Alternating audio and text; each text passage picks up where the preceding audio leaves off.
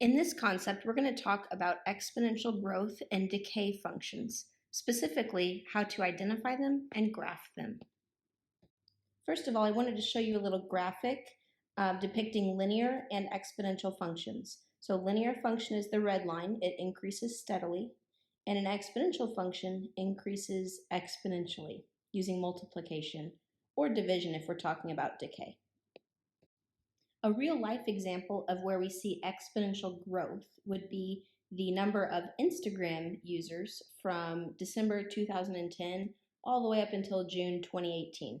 Now, obviously, it's been a while since June 2018, so I'm sure that number of 1 billion users has obviously exponentially grown. But as you can see, it's not a steady increase of users. It's exponentially growing at a quicker rate than just, say, adding 4 million each year.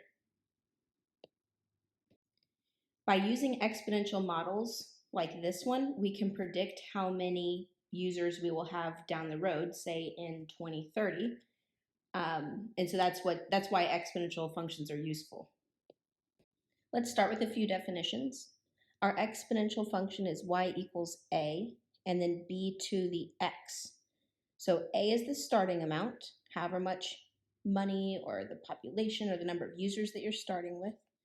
B is the base, that's how much your function is growing by.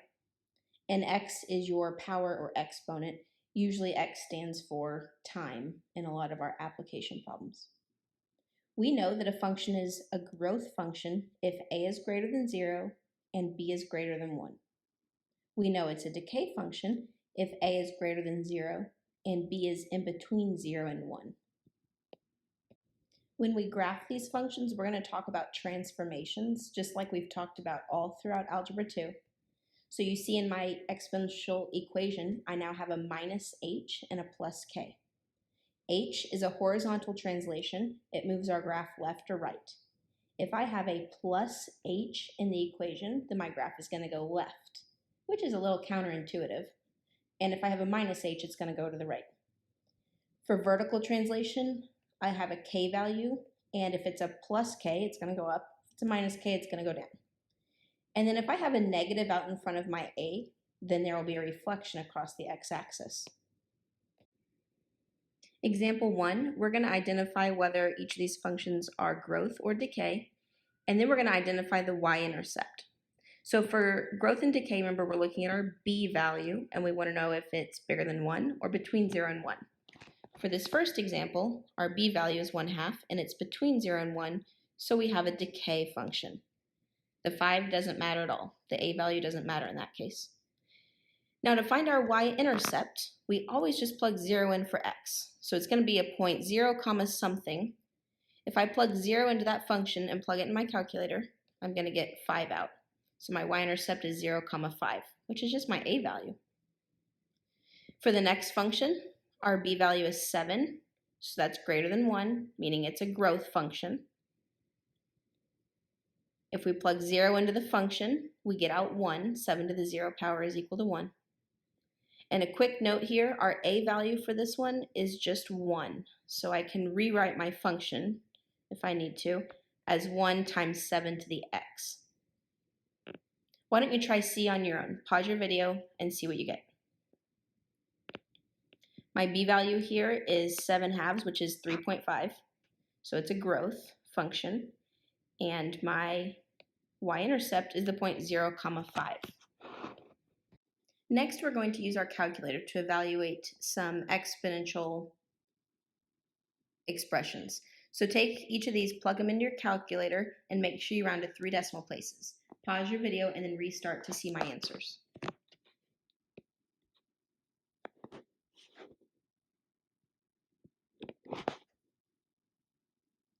Make sure you're attempting to plug these in your calculator on your own and confirm you get the same answers as me. If you're having trouble with your calculator, please ask a teacher. Next, we're going to work on graphing. We're going to graph the function y equals 3 to the x. The first thing I want you to note is that this is going to be a growth function. Our b value, which is 3, is greater than 1, so my graph is going to come from the left side and go up. It's growing. So let's make sure in the end that that's what our graph looks like. Next, we're always going to use the values -2, -1, 0, 1, and 2 for our x values. We're going to plug those into the function 3 to the x to get out our y values. So I'll put my work in the table so that you can see what I'm doing in my calculator. 3 to the negative 2 is 0.1, 3 to the negative 1 is 0.3, 3 to the 0, 3 to the 1, and 3 squared. Next, we need to draw our x and y axis on our graph, and we're also going to mark a couple of places. So I put where positive 5 is on both the y and the x axis. And now we can plot our points. The first point I'm going to plot is negative 2, 0.1. It's about right there. And then I'm going to plot negative 1, 0.3, and then 0, 1, 1, 3, and 2, 9. And now I can draw my curve. Notice that my curve looks like it's flattening out as it goes to the left. Technically, there's an asymptote right there on the x-axis, and I don't want my graph to cross that. So make sure you keep it kind of looking like it's flat. It's not flat, but looks like it. And don't cross the x-axis. Example 4, we're going to graph the function y equals 1/2 to the x. So first of all, let's make a note that our b value is between 0 and 1, so it's a decay function. Decay graphs will come from the left and be going down. We always start with negative 2 through positive 2 in our x values, and then we're going to plug that into the function. So in your calculator, be really careful. Make sure you have the 1/2 in parentheses as is written, and then put it to the power of negative 2, negative 1, 0, 1, 2. You should get out 4, 2, 1, 0.5, and 0.25. If you don't get those values, please ask a teacher for help. Next, we need our x-axis and our y-axis, and I'm going to mark 5 on both of them. And then I'm going to plot my points. Negative 2, 4, negative 1, 2, 0, 1, 1, 0.5, and 2, 0.25. Drawing my graph, I'm going to come down from the left and kind of flatten out along the x-axis. Okay, I'd like you to flip through your packet and get to the independent practice part, and we're going to do problems 1 through 5 right now, and then we'll finish the rest of the notes in the next video. So right now, pause your video, try these 5 problems, and restart your video to see my answers. Number 1 was growth because 5 is bigger than 1. 2 was decay. 5/6 is less between 0 and 1. I know that because the numerator is smaller than the denominator. For problem 3, it was growth because the numerator was bigger than the denominator. And then 4 and 5, I just plugged in my calculator. Example 5, we're going to graph the function y equals 1/3 to the x plus 1. So we're going to first of all notice that this is a decay function, and it's been transformed up 1 because of the plus 1 that's in the k value.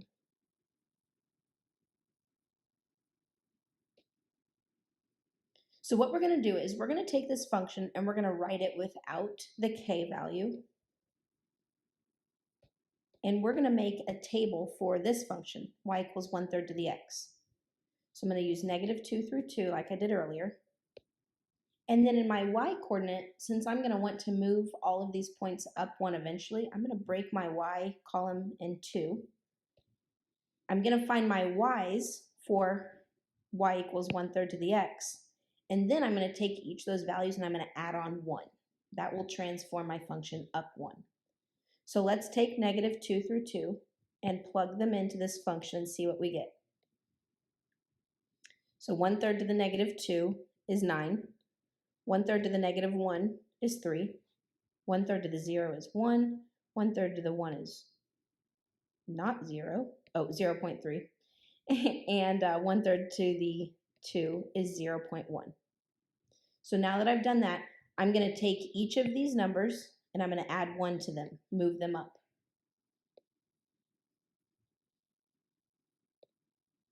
And now I'm ready to graph. I'm going to use these x values and these new y values to graph points. So my x and y axis, here's my first point, negative 2, 10, negative 1, 4, 0, 2, 1, 1.3, and 2, 1.1. So notice I didn't use these values at all to graph. So if you need to, cross through them so that you don't actually use them in your points. Example 6, we're going to graph the function y equals 2 to the x plus 2. This time the transformation I have going on is left 2 because I have a plus 2 in the h spot of my equation. Remember, it's always backwards, so a plus 2 really means to the left. So we have a growth function because our base is 2, and we're moving left 2. So that means I'm going to take all of my x values and subtract 2 off of them to move left 2. So let's go ahead and break up our x column since we're going to have to do something to those coordinates. So y equals 2 to the x. We're going to plug in negative 2 through 2 into that function. We get out 0.25, 0.5, 1, 2, and 4. Now we're going to take all of our x values and we're going to subtract 2 off to do our transformation of left 2.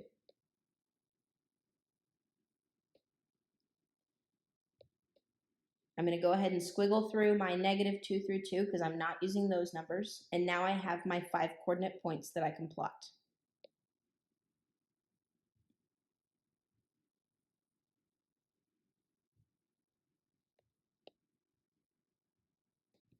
Example 7 has both a left-right transformation and an up-down transformation.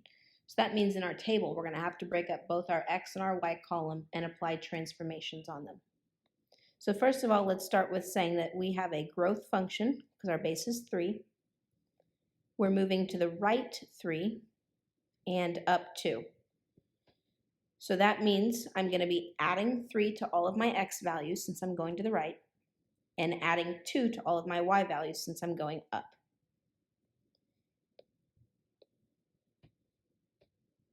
So we have the function y equals 3 to the x. We're going to plug in negative 2 through 2. You may get to a point where you just memorize those y output values. And now I'm going to add 3 to all of my x values and add 2 to all of my y values. I've gone ahead and squiggled out the x's and y's that I'm not using, and now I'm left with 5 coordinate points that I can plot. I notice that my largest y value is 11, so if I draw my x and y axis in the middle of the graph, I won't quite be able to plot 11, so I'm just going to move my x axis down, and now I can fit all of my points on the graph.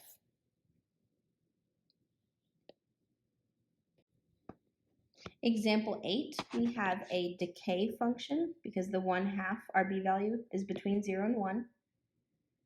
We're going left 1 because I have x plus 1 and up 4. So I'm going to be subtracting 1 off of all my x values since I'm going to the left, and adding 4 to all of my y values since I'm moving up 4.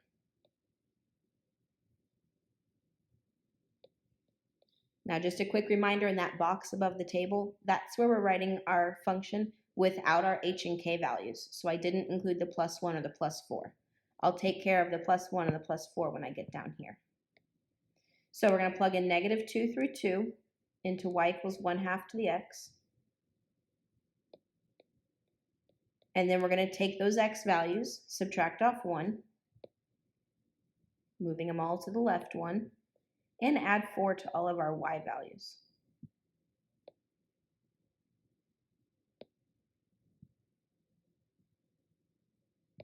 I've crossed off the points that I'm not going to, or the values I'm not going to use, and I'm left with these 5 points to plot.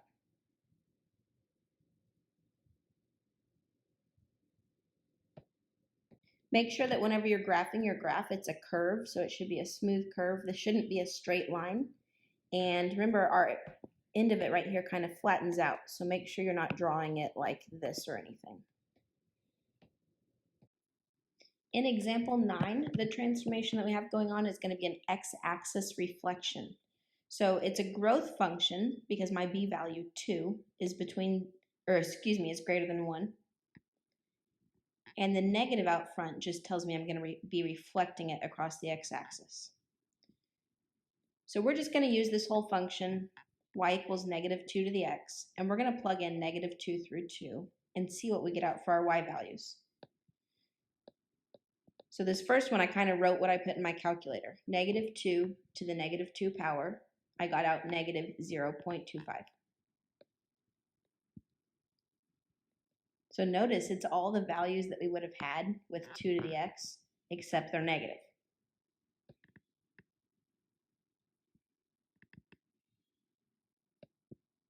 And now my graph, you notice, has been reflected across the x-axis, so it looks like a decay because it's going down, but really it's a growth that's been reflected. Y equals 2 to the x would have looked like this green one right here, this growth. So see how it's just been flipped across the x-axis to show the reflection. Try this independent practice problem on your own, pause your video, and then restart your video to see my answer. So this function was a decay function. I can check that because my graph is going down. It moved left 2 and down 5, and I can kind of see that in my graph. It looks like it's gone to the left a bit as well as down.